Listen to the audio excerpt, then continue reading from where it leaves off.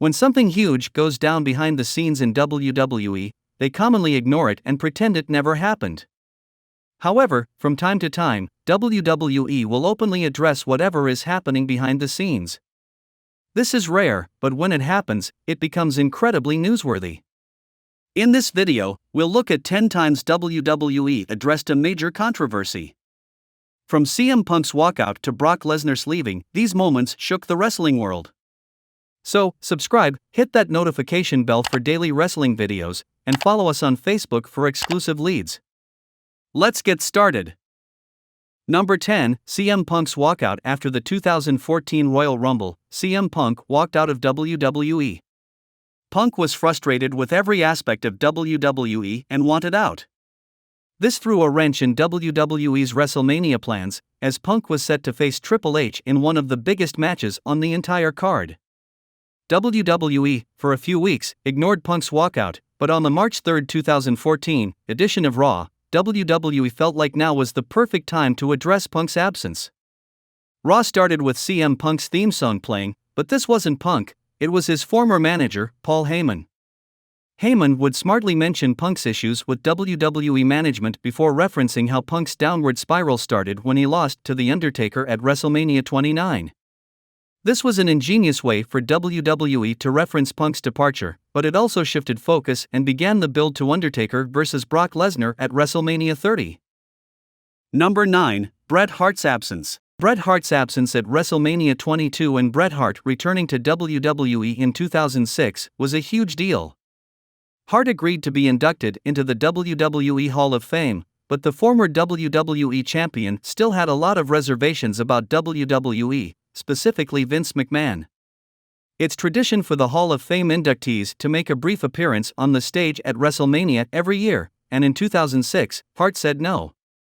When Howard Finkel was announcing the Hall of Fame inductees, Finkel would declare that Hart wasn't comfortable attending the event.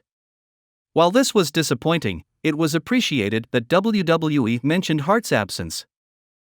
Number 8, Brock Lesnar leaving. One of the top matches on the WrestleMania 20 card was a dream match between Brock Lesnar and Goldberg. However, shortly after the match, Brock Lesnar left WWE to pursue a career in the NFL. WWE could have ignored Lesnar's departure and pretended it never happened, but instead, they chose to address it head-on.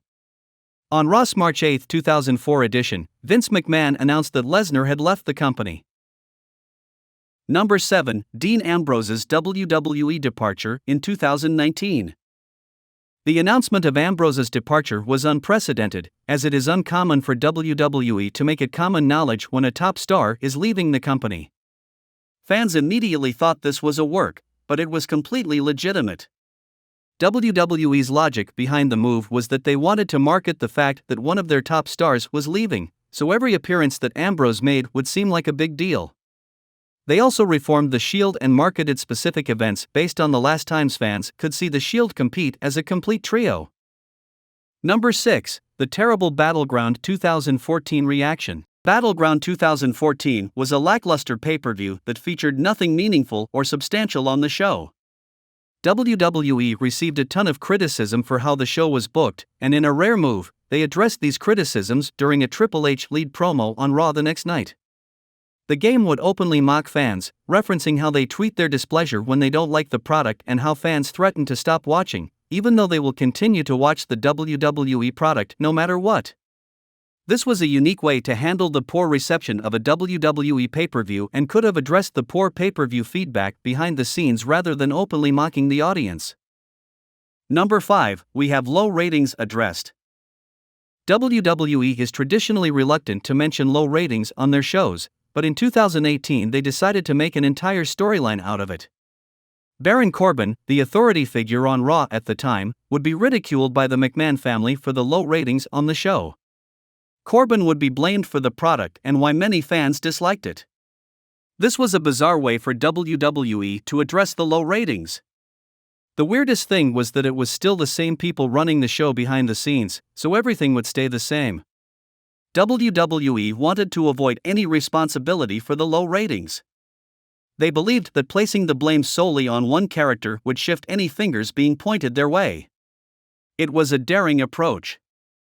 Number 4, Sasha Banks and Naomi's walkout. Sasha Banks and Naomi walking out of WWE in May 2022 sent shockwaves throughout the wrestling world. Banks and Naomi were unhappy with their creative direction, so they left Monday Night Raw. It was expected that WWE wouldn't mention their departure, but with them being the reigning women's tag champions, they had to reference that the champions were no longer on the show. On SmackDown, following their walkout, WWE did the unthinkable. Lead commentator Michael Cole revealed that Banks and Naomi had been indefinitely suspended for their actions, stripped of the women's tag titles, and let everyone down. Fans were quick to defend the duo for their actions and call out WWE for the smear campaign that they were running. It was the work of former chairman Vince McMahon in the year of Michael Cole, but it was still way over the line. Number 3, Cody Rhodes' AEW run. Cody Rhodes had a dramatic return to WWE at WrestleMania 38, which left fans curious as to whether WWE would reference Rhodes' run in AEW. It was common knowledge where Rhodes had been, but it took WWE until June 2022 to finally reference Rhodes' past during a promo. The promo was emotional, with Rhodes revealing that his time away from WWE had made him appreciate the company and the fans more. The promo was a reminder that wrestlers are people and have real emotions and lives outside of the ring. Number 2, the terrible Battleground 2014 reaction. Battleground 2014 was a lackluster pay-per-view that featured nothing meaningful or substantial on the show. WWE received a ton of criticism for how the show was booked, and in a rare move, they addressed these criticisms during a Triple H lead promo on Raw the next night. The game would openly mock fans, referencing how they tweet their displeasure when they don't like the product and how fans threaten to stop watching, even though they will continue to watch the WWE product no matter what. This was a unique way to handle the poor reception of a WWE pay-per-view and could have addressed the poor pay-per-view feedback behind the scenes rather than openly mocking the audience. Number 1, Lesnar vs. Goldberg at WrestleMania XX. It had leaked online that both men planned on leaving WWE immediately after WrestleMania. Both men would be extensively heckled, which completely threw them off their game, as WWE would smartly address the heckling through. As we bid farewell, we hope you enjoyed our blockbuster journey through the top 10 times WWE was forced to address the elephant in the room.